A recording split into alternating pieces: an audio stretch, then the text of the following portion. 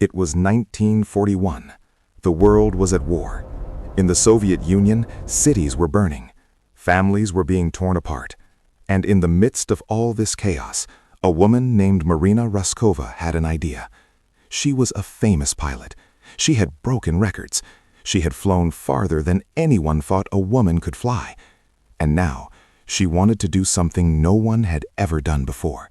She wanted to create an all-female bomber regiment. Not just a few women here and there, an entire unit. Pilots, navigators, mechanics, all women. Many people laughed. They said women could not handle war. They said women did not belong in cockpits. But Marina did not listen. And soon, thousands of young women began arriving at a training base near the city of Engels. They did not know it yet, but they were about to become legends. These were not soldiers, not yet. They were students, teachers, factory workers. Some were only 17 years old. They had never flown a plane before. They had never held a bomb. But they had something else. They had determination. One girl, named Nadeshka, had walked 300 kilometers just to reach the training base. Another, Irina, had lied about her age because she was too young to enlist. They did not talk about glory. They talked about their families, about their homes, about the people they wanted to protect. And every morning, before dawn, they would wake up, put on uniforms that were too big for them, and walk out onto the frozen airfield. They did not know what was coming, but they were ready to learn. Training was hard, harder than any of them had imagined. They learned to fly in the dark. They learned to navigate by the stars. They learned to carry bombs that weighed almost as much as they did. And then, one day, they were told what kind of plane they would be flying. The Polikarpov Po-2. It was a training plane, a crop duster, made of plywood and canvas. It was slow. It was fragile. It had no armor, no guns, no parachutes, and it could barely carry 2 bombs at a time. The women looked at each other. This was what they were supposed to use to fight the most powerful air force in the world? But there was no time to argue. The orders were clear. They were being sent to the front, and the front was not kind to anyone. The first mission came quickly. It was a summer night in 1942. The air was warm, but the women felt cold inside. They were told to bomb a German supply depot. It was 15 kilometers behind enemy lines, 15 kilometers into darkness, into danger. The commander gathered them together before takeoff. She did not give a speech. She simply said, "Remember why you are here."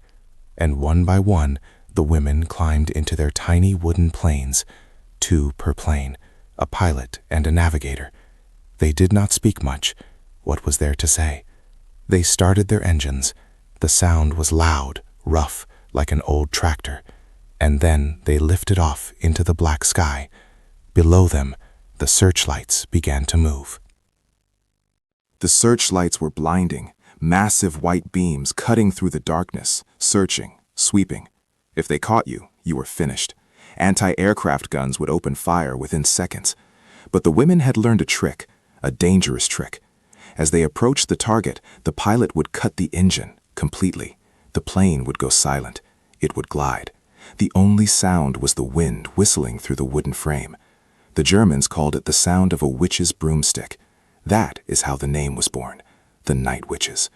But for the women inside those planes, there was no magic, only fear, only focus. They would glide down, drop their bombs, and then desperately restart the engine before they hit the ground. Sometimes it worked, sometimes it did not. Between the missions, there were small moments, moments that reminded them they were still human. They would sit together in the cold barracks, sharing bread. They would write letters home, even though they did not know if anyone would receive them. They would sing songs, quiet songs, songs about rivers and fields and the homes they missed. One pilot, Katya, kept a small photograph of her mother tucked into her boot. She said it brought her luck. Another, Galia, would always check on the younger girls before a mission, making sure their scarves were tied, making sure they were warm. These were not just soldiers, they were sisters. And in those moments, the war felt far away. But it always came back. There was one night that no one ever forgot. It was October 1943. The mission was deep into German territory, deeper than they had ever gone before. The target was a major railway junction. If they could destroy it, they could cut off supplies to the entire front line. But the defenses were heavy: searchlights, guns, fighter planes. The women knew the risks. They took off anyway. The flight was long, silent. And then, as they approached the target, everything went wrong. A searchlight locked onto one of the planes. The guns opened fire. Explosions lit up the sky. The plane caught fire. It spun. It fell. The other pilots watched. There was nothing they could do. But they did not turn back. They kept going. They had to.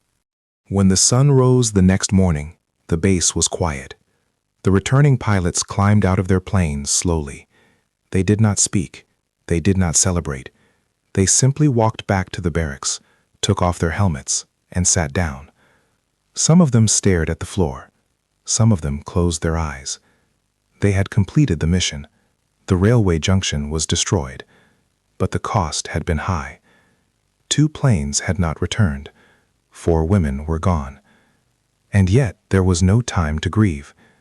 The orders for the next mission were already being written. The war did not stop. It never stopped. By the end of the war in 1945, the 588th Night Bomber Regiment had flown over 23,000 combat missions. 23,000 nights. 23,000 times they had turned off their engines and glided into the darkness. They had dropped over 3,000 tons of bombs. They had helped turn the tide of the war. And yet, when the war ended, many of them simply went home. They did not talk about what they had done. They did not seek attention. They returned to their villages, their cities, their families. Some became teachers, some became doctors, some never flew again. But the world had not forgotten them. The Germans had called them witches, the Soviets called them heroes, and history would remember them as both.